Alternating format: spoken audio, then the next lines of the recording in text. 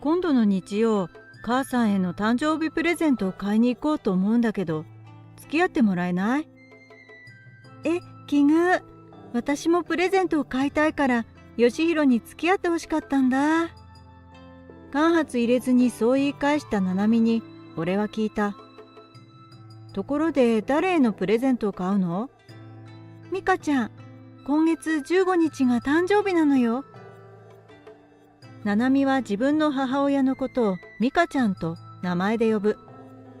それまでミカさんと俺の母の誕生日が同じ日だったなんて知らなかった。俺がそのことを告げると、ななみが驚いた表情をして言った。ユミちゃんとミカちゃんって同じ誕生日だったの？すごい偶然だね。ななみはなんとなく嬉しそうだ。俺もななみの母親を名前で呼んでいる。そうなったのはななみの策略だと思っている。ななみが俺の実家にちょくちょく遊びに来るようになってしばらくすると、母とななみがお互いに名前で呼び合っていることに気づいた。それにつられて俺の父までななみから次郎ちゃんと呼ばれるようになった。俺が一人っ子だったせいか、口癖のように娘が欲しいと言っていた父は、ただでさえななみのことがお気に入りだったが、次郎ちゃんと呼ばれるたびにデレデレになっていた。それはそれで悪い気はしなかったのだが、まさか俺がななみの母親を名前で呼ぶことになるなんて思ってもみなかった。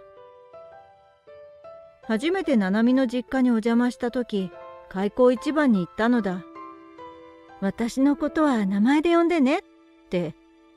さすがに最初の頃は違和感を感じていたが、繰り返し言っているうちに、俺にとってミカさんと呼ぶのが当たり前になった。俺がそんなことを思い返していると、ななみが言った。私が今の名字で渡せる最後のプレゼントになるから奮発したいんだ。俺はまじまじとななみを見る。ななみは町工場の事務職員として働いているが、給料はそう多くはないはず。結婚資金を貯めながら奮発するほどのお金を貯めることができたのだろうかと思った。ななみは俺が考えていることが分かったようだ。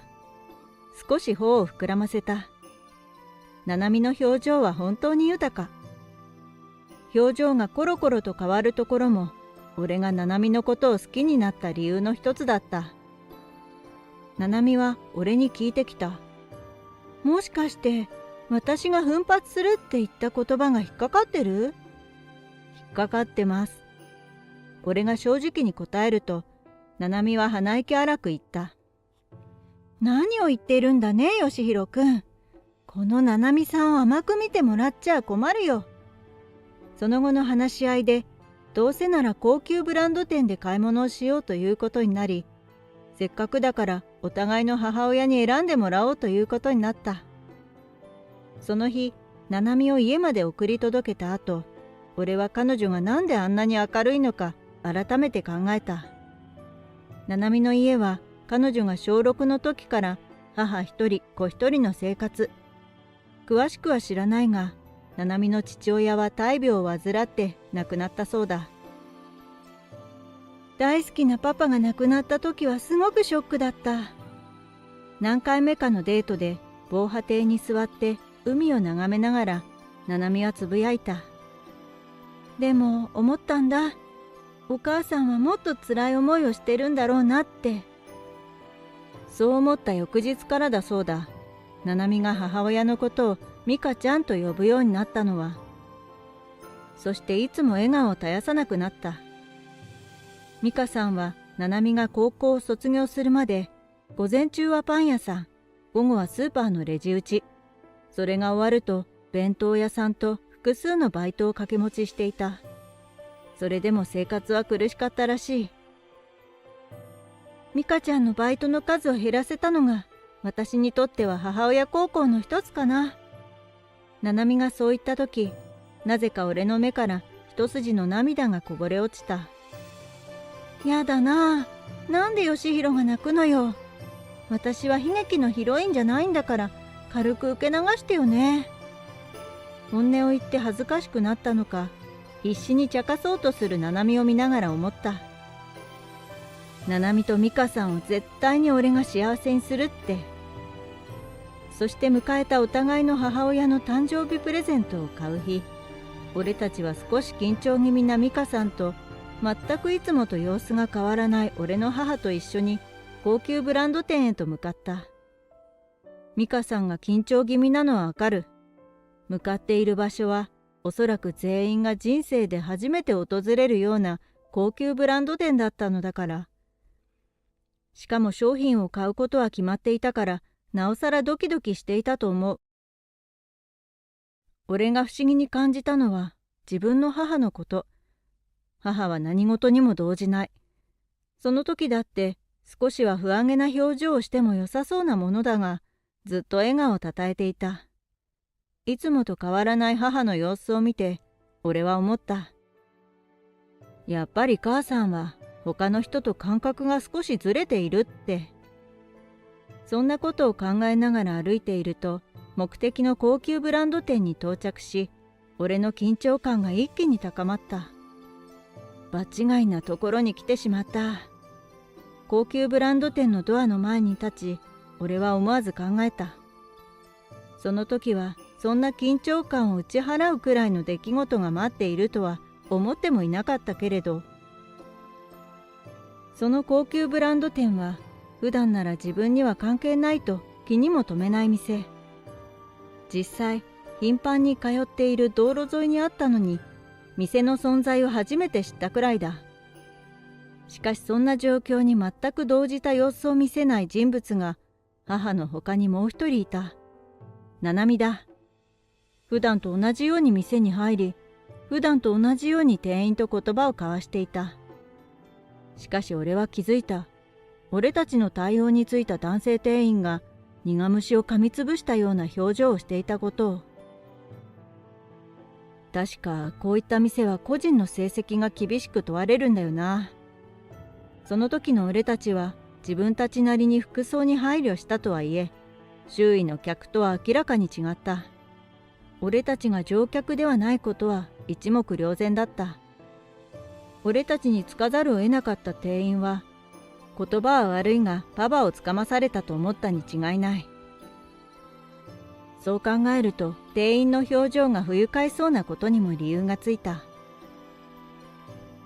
そんな店員のことなどお構いなしに、七海たちは店内の商品をくまなく見て回った。七海のウィンドウショッピングに散々付き合わされて免疫はあったが、女性3人ともなるとさらに輪をかけて買い物が長引くものらしい。するとそれまで黙っていた店員が言い放った言葉に、俺は思わず耳を疑った。お客様に似合うような商品はこちらにはございません。思わず本音が口をついてしまったのだろうか。言い方は丁寧だが、明らかに俺たちのことを見下している。店員の言葉にすぐに反応したのは美香さんだった。そうですよね、と言いながら申し訳なさそうな顔をした。すると店員に言い寄った人物がいた。七海だ。その態度はひどすぎませんか？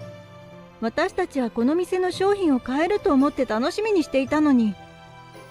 毅然とした態度で店員に詰め寄った。しかし店員も負けてはいない。私は正直に申し上げたまでです。こちらのお店ではお値段は高いですが、普段使いできる商品を取り揃えております。誠に失礼ですが、お客様がそういった使い方ができるとは思えません。そこまではっきり言うかというくらい、店員の発言は辛辣だった。さらにだ。本日のところはどうぞお引き取りください。そう言い放ったかと思うと、出入り口に近づきドアを開けたのだ。七海からちょくちょく気が長すぎると注意される性格の俺でも、さすがにカチンときた。一言言おうと思って足を一歩踏み出した時だ。お見受けしたところ、矢崎オーナーはいらっしゃらないみたいですね。矢崎さんを呼んでくださる？それまでずっと黙っていた俺の母が口を開いた。全員が俺の母に視線を向ける。毅然とした母の表情を見て、俺は身震いした。小さい頃の俺は何度も母のそんな表情を見てきた。明らかに母は怒りを押し殺している顔をしていた。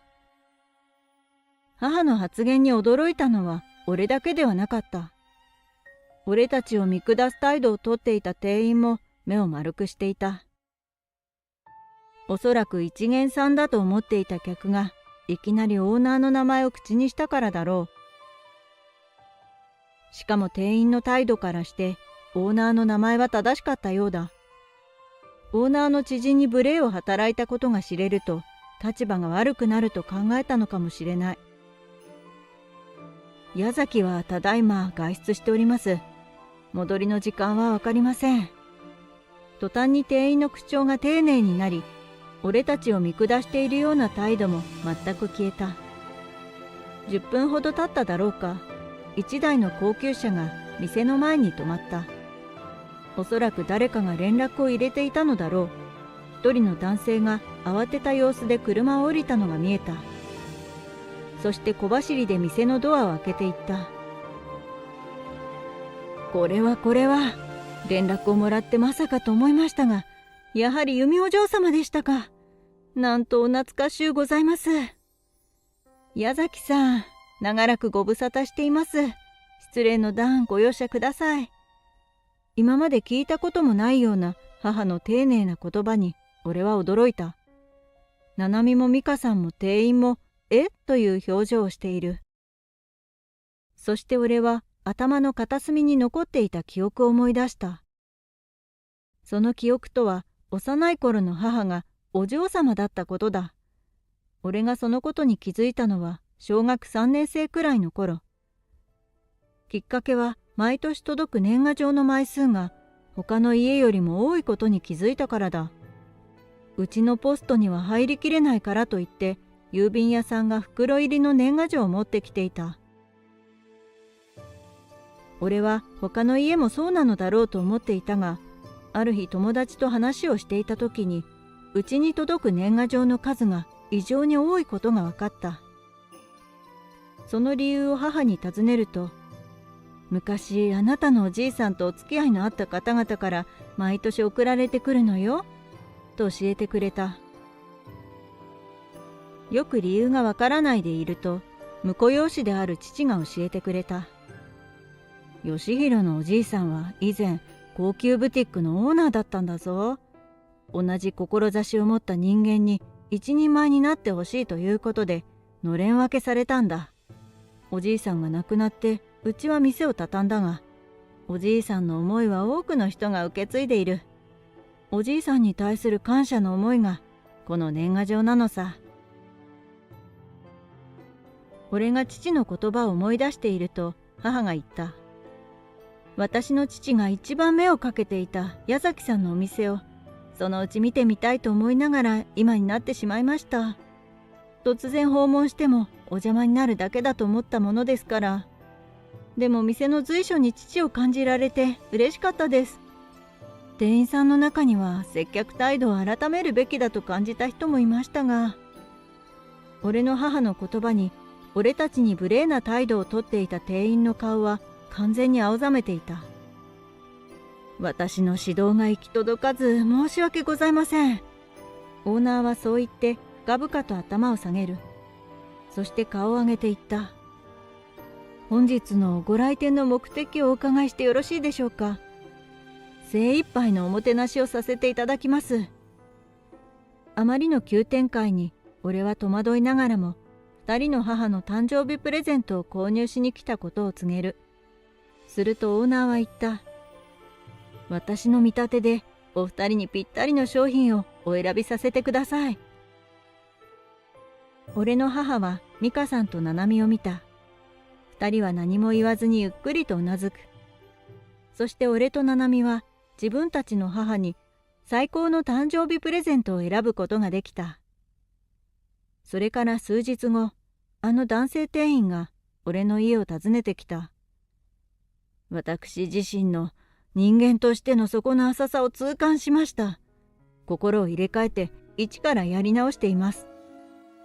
店員の言葉に、俺は店を出るときに母がオーナーにかけた言葉を思い出した。あの方に私の父の教えを実践してください。母はそう言った。店を出た後、俺は母に尋ねた。じいちゃんの教えって何？するといつものように穏やかな表情に戻っていた母は答えた。許した先に人の成長があるっていうことよ。すると七海が間髪入れずに言った。それくらい寛大な気持ちでいてね、旦那様。思いがけない七海の言葉に4人の顔に笑顔が広がった。